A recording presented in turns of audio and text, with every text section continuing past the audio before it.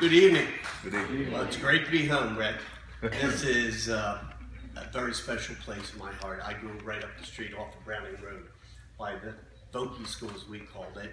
And I can tell you, the park didn't look half as good as it does today. So to Lou, you and the board, you're doing a great job. We certainly appreciate it. Before we get going, I think it's important to just take a moment and think of where we are as a state, as a country in this world, where 5 of our servicemen are slain because they wore a uniform. I just want to take a moment to remember them. That means 5 new Gold Star families because they wore the United States uniform. We live in a very different world than I did when I grew up. But that's what makes it even more important, what we're doing here tonight, the democracy.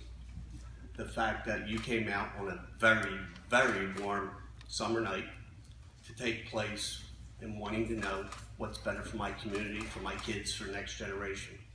And what we're doing here is a little bit different than maybe the town halls I've seen in the past, each level of government. Because I gotta tell you, when I sat out there and I asked a question, and no, the other guy takes care of that, that's not what we want to hear. We want to hear answers. So before you is a group of talented individuals who have run for office, and in the back, the support staff. So if we don't get you the answer you want immediately, we'll get it for you. And that's important. I used to run a little agency called UOSS. You now know it as 211, right over on Beacon Street in Pennsauken. Where we were trying to do is bring all levels of government and community services together to give access. And that's what's so important, what we're doing here today. Rick Taylor was principal in the junior high back then. And Rick Taylor was an excellent educator. He suspended me. And my mother was with me when I told that story. She goes, he didn't suspend you. You suspended yourself. He just wrote the papers. You know what? Absolutely correct. And the way that they handled the raising of children years ago and the way they do it today for many families is very different. So Rick, for what you did, not only in suspending me, but many of my friends, we appreciate it because you know what? It made a difference. You took a tough stand and you made sure we behaved.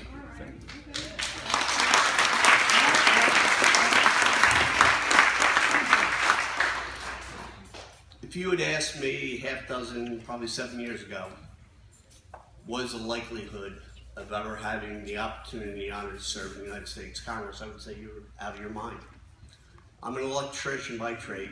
I now wear a tie. It's that diversity, whether it's in the houses of Congress or in the state legislature or on your freeholder board, that I think is extremely important. There's 211 lawyers in Congress. There's only 1 electrician. So you can imagine, I get the service calls all the time, can you fix this plug? It really is amazing that when you walk out there, and the issues we dealt with in Trenton certainly are serious, and the freeholders do it. But I just took them in about 2 weeks ago, and we were having a discussion concerning civil armed services. And the Iranian nuclear issue was on the board. There are no do-overs if we don't get this right. There are no oopses. We screwed this up. We literally could end civilization. So that's why we're taking our time, making sure that everything is where it needs to be. Because the values of the folks in the Middle East, and particularly Iran, I don't think are the same values on life and peace as the people that I represent in this room. And before we enter into any agreement, we're going to make sure we get it right. So I wanted to make sure that I share with you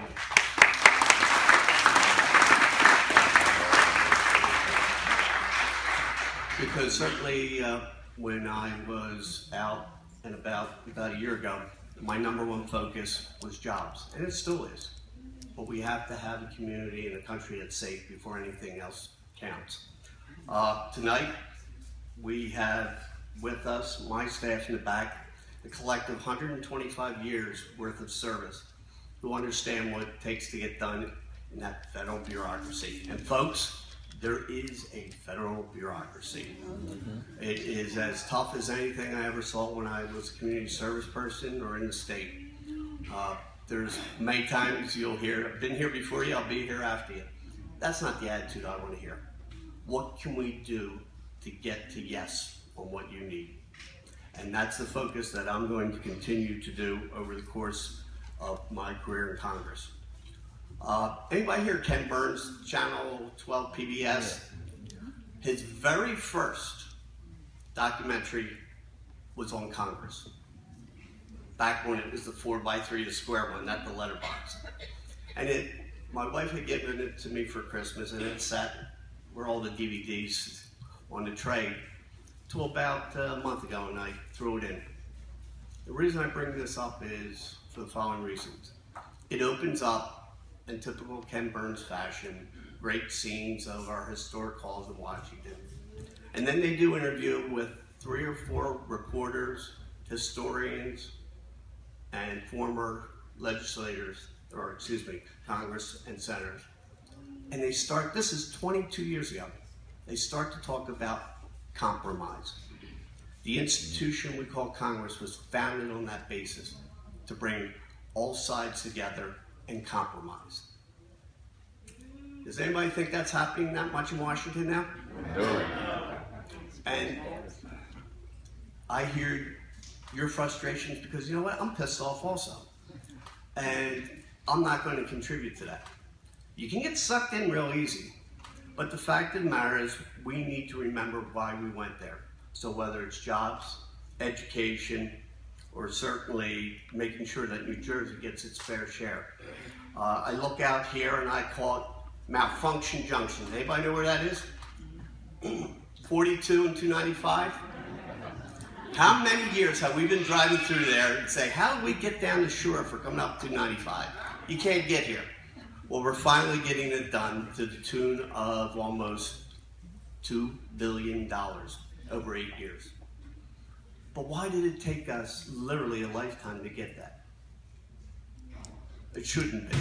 So we're working together trying to get the next light rail, and there's a number of bills, and I just want to take a few moments because as I look out here, I was in Pennsauken down by Tippins Pond, and it's a Superfund site.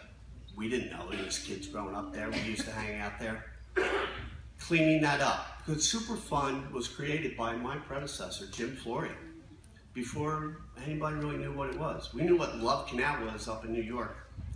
But here are companies that produced different materials and just kind of threw it in the ground. We're going to clean that up because that is government's job. So when some of our opponents talk about you can't make that investment, you're damn right we can make the investment because we want to make sure that we leave the world a little bit better than how we found it.